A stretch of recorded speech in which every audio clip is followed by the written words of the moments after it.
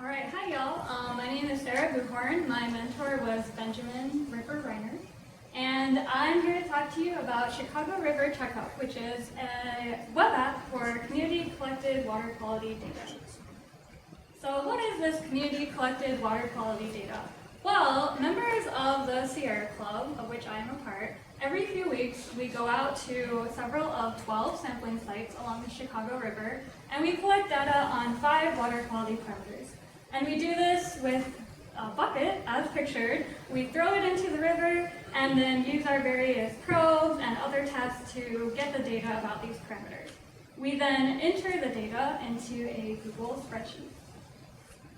So this spreadsheet was working pretty well for the org. I joined them last fall, and they've been using it ever since the program started. They would do things with it, like occasionally they would bundle up the data and send it to the Illinois EPA. They would also do maybe like biannual reports, so they would make some graphs and other things and actually look at the data a little more.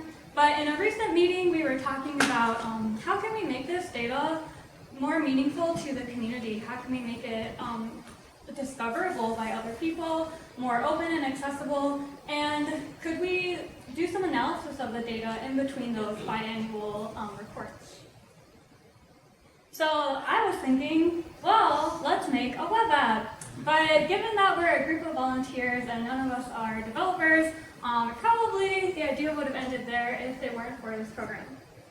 But we have this program, yay! So I took the following major steps and tools to accomplish what I accomplished. So I'll just walk you through a little bit of what I did. So for data prep, just standard pandas library, and I did my data cleaning and such in a Jupyter notebook. And for the back end, I set up my web app using Flask and SQL Alchemy, and I used GitHub for my version control as well as my deployment, and Heroku for hosting. I'm on the free tier right now. Visualization, so the main components of my app are a map and then some graphs. So I use Leaflet for the mapping, Canvas.js for graphing, and jQuery for interactions between the map and the graph. And then finally styles, so if people want to look at it, I use Bootstrap. And I forgot about one of my favorite methods, which was Ask Ben, because he was a great resource all throughout the process. All right, so this is what I was able to accomplish. So on the right-hand side, you see a map with the sites of all the sampling sites along the Chicago River. Then up here we have our 5 parameters. You can view the map, you can also view the data.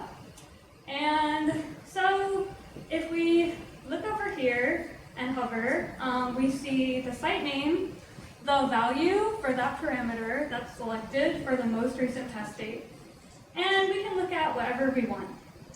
What I like most about what I've created is that it encourages you to explore and ask questions about the data. For example, what's going on here? So if you click on a site, a time series opens up with all the data that we have, as well as some additional information about that parameter and the ideal range. So you can ask questions like, okay, is this similar to the patterns that we're seeing at a nearby site? And if not, then you keep wondering and gather more information, sometimes jumping to an outside source. In this case, this data was actually just from last weekend. As you guys know, we've been having a lot of rain. I looked at the MWRD's map of combined sewer overflows, and there was indeed a combined sewer overflow that happened right here at this pumping station, just like the day before we collected this data. So obviously if you have raw sewage in your waterway, it's hard to keep the dissolved oxygen in there as well. So that's just a little demo about what's going on.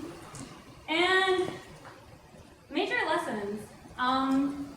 You have to go down a path sooner or later, so don't be afraid to pick something. If it's not the best thing, you'll learn that, and you can pick something better next time. Take notes for yourself, and prioritize. You'll never be totally done, but if you think about shades of done, you can have less stress. I have some next steps that I'd like to accomplish. Improving the experience on mobile, making the data downloadable, and talking to the group about our data management plan going forward, as well as sharing the app with people, which I was able to do a little bit of today. So thank you so much.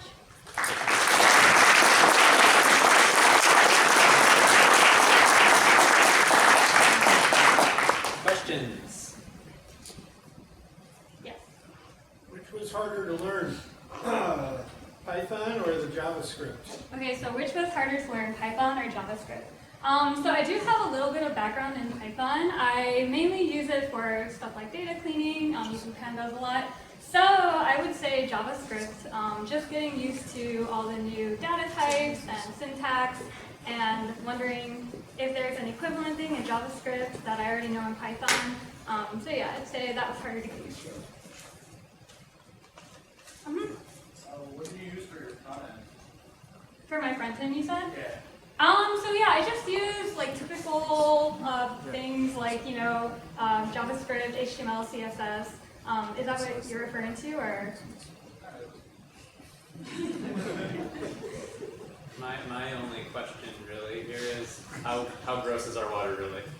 Yeah, well, I read an interesting article asking like, is the goal really to make it swimmable? Because, you know, I've heard it described less as a river and more as like a very carefully managed series of channels and canals. So it's not, you know, like we need to go jump in it. And I'd say that it has improved a lot in the past few decades. People, you know, canoe in it.